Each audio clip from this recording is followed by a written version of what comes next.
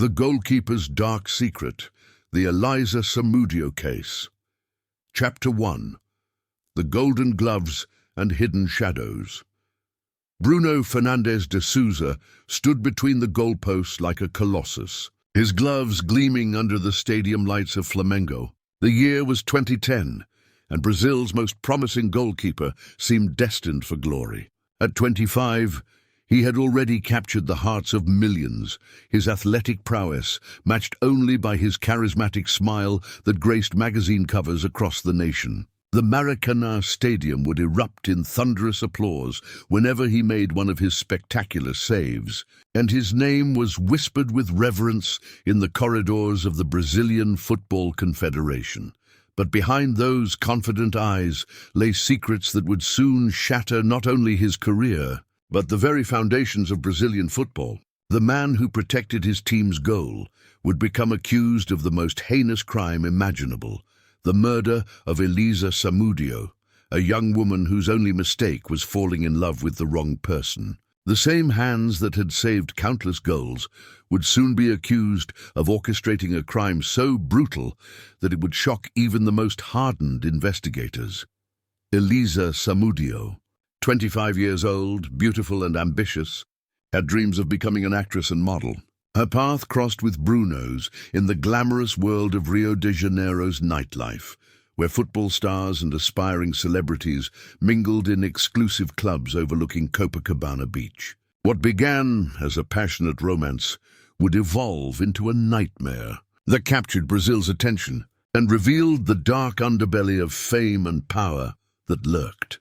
Beneath the glittering surface of celebrity culture, the case would become one of Brazil's most notorious crimes, inspiring documentaries, books, and endless speculation. Television networks would dedicate hours of programming to analyzing every detail, while social media exploded with theories and accusations. Even today, more than a decade later, one question haunts investigators and the public alike.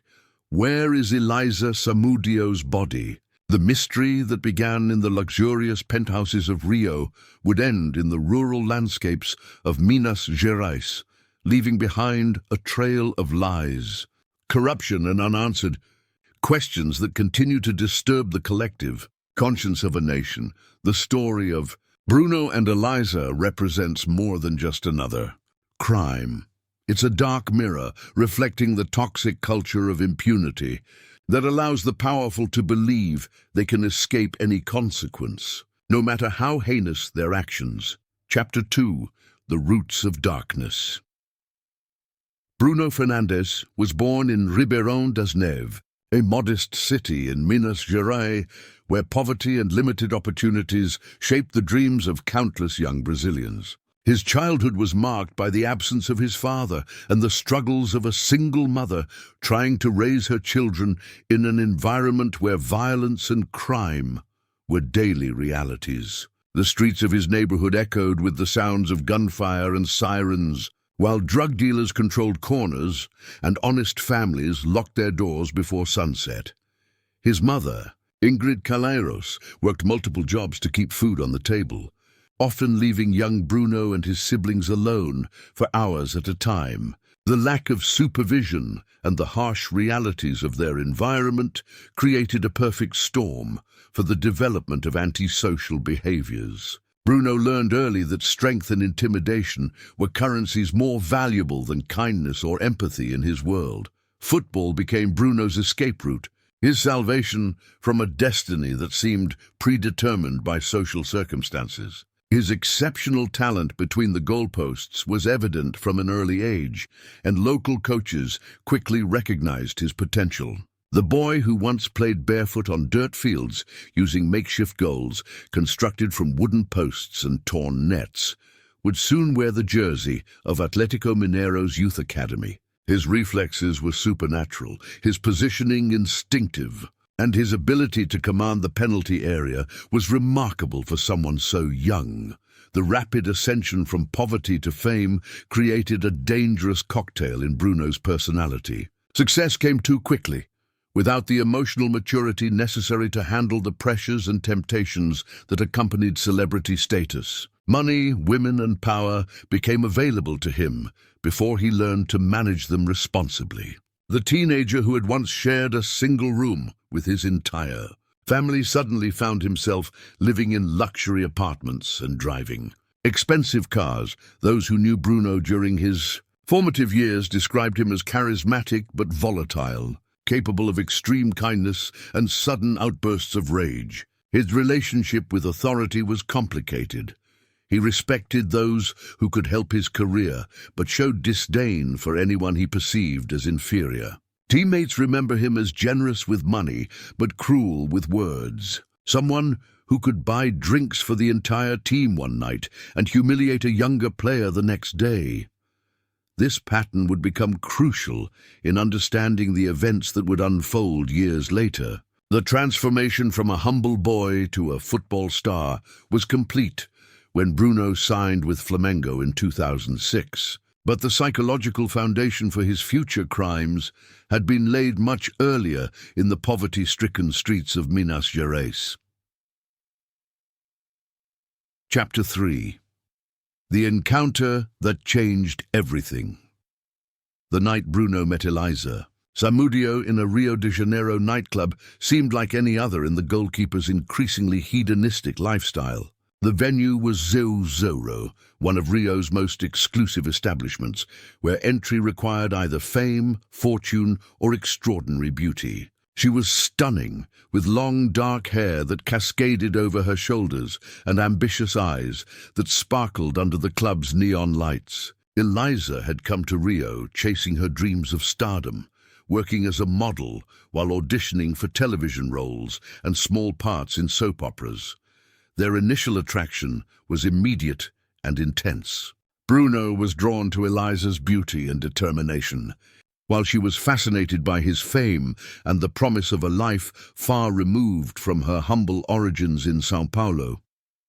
She had grown up in the periphery of Brazil's largest city, where opportunities were scarce and dreams often died young. Meeting Bruno felt like destiny, a chance to escape the cycle of poverty that had trapped her family for generations.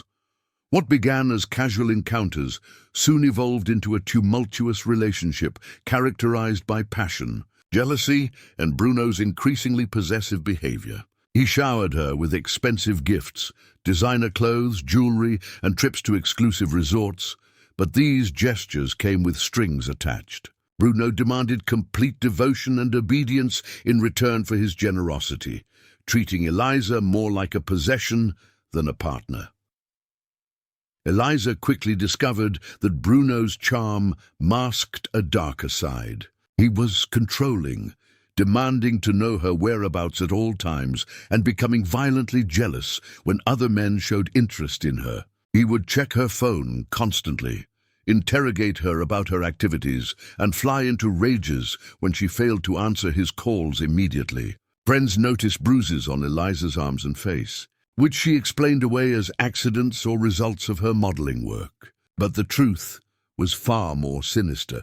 The relationship followed a predictable cycle of violence and reconciliation that experts recognize as classic domestic abuse. Bruno would explode in fits of rage, sometimes physically attacking Eliza, only to return hours later with expensive gifts and promises that it would never happen again. He would cry, beg for forgiveness, and swear on his mother's life that he was a changed man.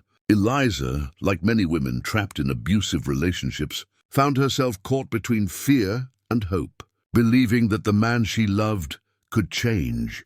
If you're finding this story as compelling as we are, make sure to hit that follow button. There's so much more darkness to uncover in this twisted tale of love, obsession, and murder. The situation became even more complicated when Eliza discovered she was pregnant in early 2010. The news should have been a moment of joy, but instead, it became the catalyst for a series of events that would lead to tragedy and transform Bruno from a celebrated athlete into one of Brazil's most notorious criminals. Chapter 4. The Point of No Return. When Eliza told Bruno about her pregnancy in early 2010, his reaction revealed the true extent of his character. Instead of joy or even concern, Bruno responded with rage and denial that echoed through the walls of his luxury apartment in Barra da Tijuca.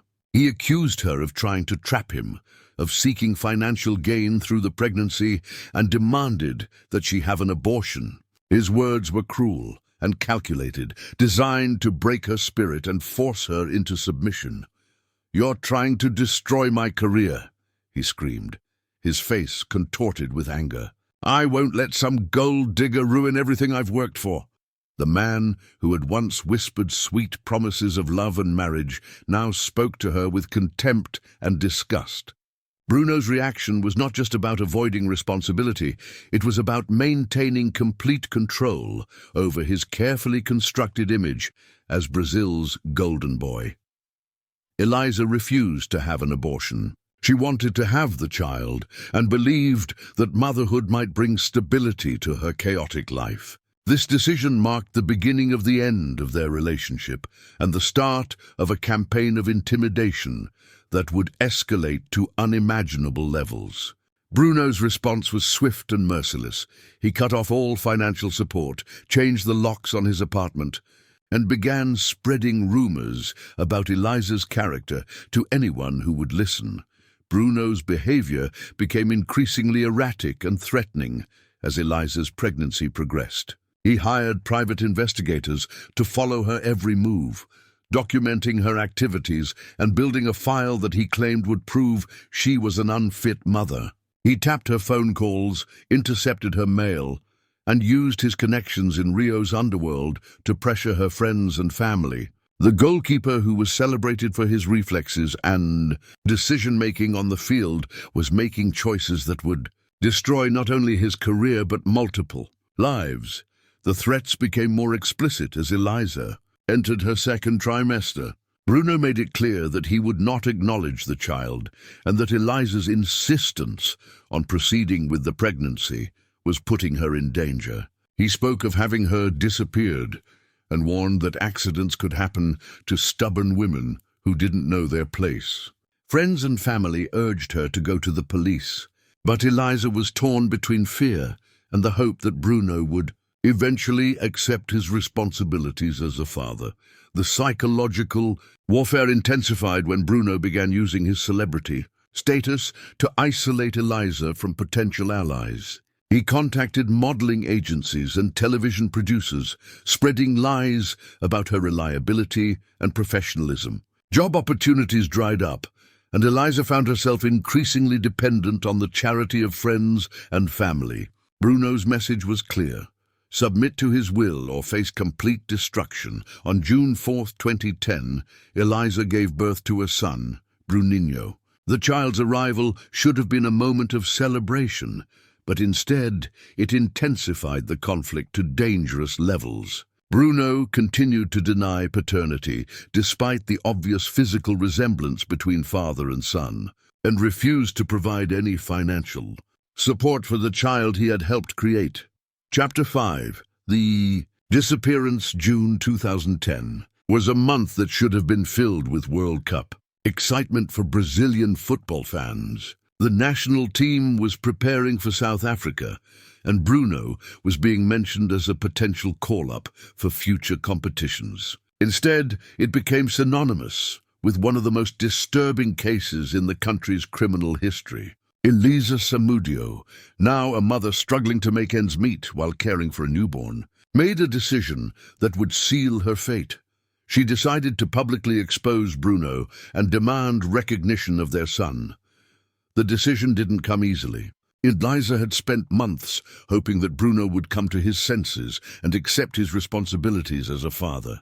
She had endured his threats, his attempts to destroy her career, and his campaign of psychological warfare, all while believing that love might eventually triumph over his cruelty. But as bills mounted and her son's needs grew, Eliza realized that she had no choice but to fight back.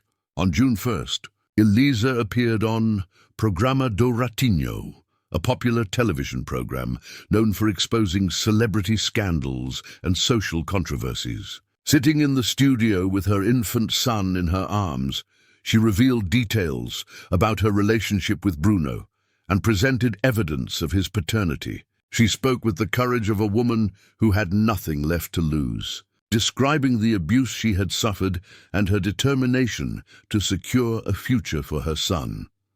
The interview sent shockwaves through Brazilian society and put immense pressure on Bruno's career and reputation. Flamengo officials were forced to address the allegations, sponsors began asking uncomfortable questions, and the media circus that Bruno had tried so hard to avoid was now in full swing. The carefully constructed image of the clean-cut athlete was crumbling, and Bruno's rage reached dangerous new heights. 3 days later, on June 4th, Eliza received a phone call that would be her last. The caller claimed to be a lawyer representing Bruno, saying they wanted to discuss an amicable settlement regarding child support and custody arrangements. The voice was professional and reassuring, promising that Bruno had finally seen reason and wanted to do the right thing for his son. Eliza, desperate for a resolution and hoping that Bruno had finally decided to accept his responsibilities, agreed to meet. She left her apartment in Rio de Janeiro on the morning of June the 4th, telling friends she would return that evening to celebrate what she hoped would be the end of her nightmare. She carried with her a small bag containing documents proving Bruno's paternity, photos of their son, and hope that this ordeal might finally end. Eliza kissed her baby goodbye, promising to return with good news about his father's change of heart. Eliza Samudio was never seen alive again. The woman who had fought so bravely for her son's rights had walked into a trap that would cost her everything, including her life. Share this story with others who are fascinated by true crime. The depths of this case will shock you to your core. Chapter 6. The Web of Lies unravels the investigation into Eliza's disappearance began slowly, hampered by Bruno's celebrity status and the initial reluctance of authorities to believe that a national football hero could be involved in such a heinous crime. The first 48 hours were crucial, but they were wasted as police treated the case as a possible voluntary disappearance rather than a potential kidnapping or murder. Bruno's lawyers immediately went into damage control mode, suggesting that Eliza had staged her own disappearance to gain publicity and extract money from their client. However, as evidence began to accumulate, the carefully constructed facade of Bruno's life started to crumble like a house of cards. Detective Eduardo Ribeiro, a veteran investigator with 20 years of experience in homicide cases, was assigned to lead the investigation. His methodical approach and refusal to be intimidated by Bruno's celebrity status would prove crucial in uncovering the truth. Detective Ribeiro quickly discovered inconsistencies in Bruno's alibi for June 4th. The goalkeeper claimed he had been training with Flamengo all day, but security cameras and witness testimonies painted a different picture. Training had ended at noon, and Bruno had left the facility alone, despite his claims of attending team meetings that afternoon. Phone records revealed that Bruno had made several calls to known criminals in the hours before and after Eliza's disappearance, including contacts with individuals who had previous convictions for kidnapping and assault. The breakthrough came when investigators arrested Luis Enrique Ferreira Romão, known as Macarão, a former police officer turned criminal who had been hired by Bruno for what he euphemistically called security services. Macarão was a dangerous man with a history of violence, someone who had been expelled from the police force for corruption and brutality. His association with Bruno raised immediate red flags about the goalkeeper's true character. Under interrogation, Macarõ's story changed multiple times before he finally admitted his involvement in what he claimed was supposed to be an intimidation operation that went wrong. According to his initial confession, the plan was to kidnap Eliza and force her to sign documents renouncing any claims against Bruno and agreeing never to speak publicly about their relationship again. However, he alleged that Eliza resisted and that in the struggle, she was accidentally killed. This version of events was met with skepticism by investigators, who believed the murder was premeditated and that Macarao was trying to minimize his role in the crime. The evidence suggested careful planning, not a spontaneous act of violence. Phone records showed extensive communication between Bruno and his accomplices in the days leading up to Eliza's disappearance, and financial records revealed payments that appeared to be related to the crime. As the investigation deepened, more accomplices were identified and arrested. The network of people involved in Eliza's murder included Bruno's cousin, Jorge Rosa, who had helped coordinate the logistics of the crime, and several other individuals who had helped plan and execute the kidnapping and murder. Each arrest brought new revelations about the extent of Bruno's involvement and the cold-blooded nature of the crime that had shocked Brazil to its core. Chapter 7. The Trial That Captivated Brazil. The trial of Bruno Fernandes de Souza began in March 2013, nearly 3 years after Eliza's disappearance. The courthouse in Contagem, Minas Gerais, was surrounded by media from around the world, all eager to witness the fall of a man who had once been considered Brazil's future in goal. Satellite trucks lined the streets, and reporters from major international networks provided live coverage of what had become one of the most closely watched trials in Brazilian history. The atmosphere inside the courthouse was electric with tension. Eliza's family sat in the front row, their faces etched with pain and determination to see justice served. Her mother, Sonia Moura, had aged visibly in the 3 years since her daughter's disappearance, her hair now grey and her eyes hollow with grief. Across the aisle, Bruno sat with his legal team, maintaining the same arrogant demeanor that had characterized his public appearances throughout the investigation. Prosecutor Cassio Gonçarino painted a picture of Bruno as a cold-blooded killer who had orchestrated Eliza's murder to avoid the inconvenience and financial burden of acknowledging his son. In his opening statement, Gonçarino described the crime as one of the most cowardly and calculated murders in Brazilian criminal history, emphasizing the premeditated nature of the killing and the brutal disposal of the body. The evidence presented was overwhelming and methodically devastating. Phone records showed the extensive planning that had gone into the crime, with dozens of calls between Bruno and his accomplices in the days leading up to Eliza's murder. Financial records revealed payments totaling over 50,000 reais to various individuals involved in the plot. Money that Bruno's lawyers claimed was for legitimate security services, but which prosecutors argued was payment for murder. Witness testimonies painted a picture of a man consumed by rage and determined to eliminate what he saw as a threat to his career and reputation. Former teammates testified about Bruno's violent temper and his obsession with controlling every aspect of his public image. Friends of Eliza described the escalating threats and violence she had endured, creating a clear pattern of abuse that culminated in murder.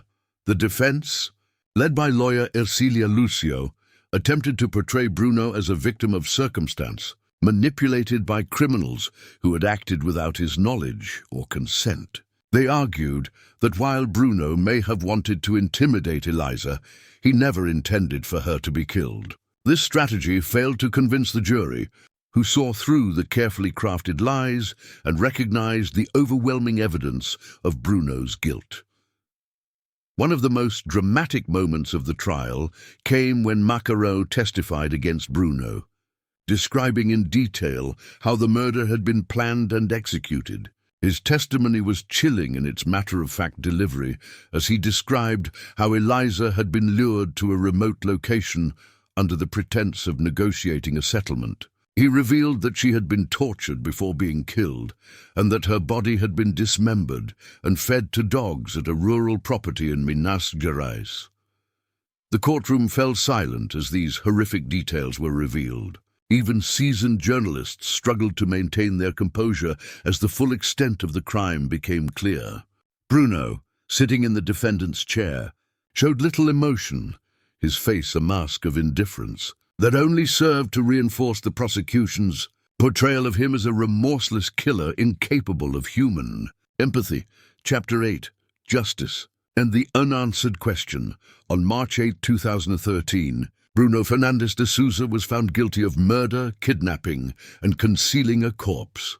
The verdict was delivered by Judge Marixa Fabian Rodrigues after a trial that had captivated Brazil for months. He was sentenced to 22 years and 3 months in prison, a verdict that was met with relief by Eliza's family and supporters of justice who had gathered outside the courthouse. However, the conviction came with a bitter irony that would haunt the case forever. Despite the guilty verdict and overwhelming evidence of Bruno's guilt, Eliza's body was never found. The judge stated during sentencing that while the evidence of Bruno's guilt was overwhelming and left no doubt about his responsibility for Eliza's death, the absence of her body remained a source of pain for her family and a stain on the case. The rural property where Macaron claimed the body had been disposed of was searched extensively by forensic teams, cadaver dogs, and ground-penetrating radar. But no trace of Eliza was ever discovered. Bruno's initial years in prison were marked by attempts to appeal his conviction and maintain his innocence to anyone who would listen. He gave interviews to sympathetic journalists, always maintaining that while he may have made mistakes in his personal life, he was not a killer. These protestations of innocence were met with skepticism by the public, who had seen the evidence presented at trial and heard the testimony of his accomplices. The convicted murderer adapted to prison life with the same calculating nature that had characterized his criminal activities. He became a model prisoner, participating in educational programs and maintaining good behavior that would later be used to justify his early release. Fellow inmates described him as manipulative and charismatic, someone who could charm guards and administrators while showing no genuine remorse for his crimes. In a controversial decision that shocked Brazil and sparked nationwide protests, Bruno was released on parole in February 2017 after serving only 4 years of his sentence. The early release was based on a legal technicality related to the time he had spent in custody during the investigation, but it felt like a slap in the face to Eliza's family and supporters of justice. Protesters gathered outside the prison, demanding that justice be served and that Bruno remain behind bars for the full term of his sentence. Even more shocking was Bruno's attempt to return to professional football shortly after his release. Several lower division clubs expressed interest in signing him, leading to public outcry and sponsor boycotts that forced most teams to withdraw their offers. The idea that a convicted murderer could return to the sport that had made him famous was too much for many Brazilians to accept, and the controversy raged for months. Like and subscribe if you want to see more cases that expose the dark side of fame and power, and the failures of justice systems that allow killers to walk free while their victims remain forever silenced. Chapter 9. Inside the Mind of a Killer. To understand how Bruno Fernandes could orchestrate such a brutal crime and show so little remorse for his actions, forensic psychologists and criminal profilers have studied his case extensively. Dr. Guido Palomba, one of Brazil's leading forensic psychiatrists, described Bruno as a classic example of a narcissistic personality with psychopathic traits, someone whose charm and charisma masked a complete lack of empathy and moral conscience. Bruno's psychological profile reveals a man incapable of genuine empathy, someone who viewed other people as objects to be used for his benefit and discarded when they became inconvenient. His relationship with Eliza was never based on love, but on possession and control, a dynamic that became increasingly dangerous as she asserted her independence and demanded recognition of their son. To Bruno, Eliza's refusal to submit to his will was not just defiance, it was a threat to his very identity as someone who controlled every aspect of his environment. The ease with which Bruno recruited accomplices for the murder speaks to his manipulative abilities and his understanding of power dynamics. He knew that his fame and money could buy loyalty, and he used these resources to surround himself with people willing to commit murder on his behalf. His choice of accomplices was particularly revealing. He selected individuals with criminal backgrounds who were already comfortable with violence and who had something to gain from his patronage. Psychological evaluations conducted during his imprisonment revealed that Bruno showed no genuine remorse for his actions. While he occasionally expressed regret about the impact on his career and family, he never demonstrated true understanding of the pain he had caused Eliza's loved ones or the gravity of taking a human life. His primary concern remained his own welfare and the possibility of returning to professional football, showing a level of narcissism that bordered on the pathological. The case also highlighted the toxic masculinity present in Brazilian football culture, where players are often treated as gods and their behavior excused or covered up by clubs, media, and fans. Bruno's belief that he could literally get away with murder was not formed in a vacuum, but was the product of a system that had always protected him from the consequences of his actions. From his youth career through his professional success, Bruno had learned that his talent on the field could excuse almost any behavior of it. Mental health experts who studied the case noted that Bruno's crime was not a crime of passion, but a calculated decision made by someone who believed himself to be above the law.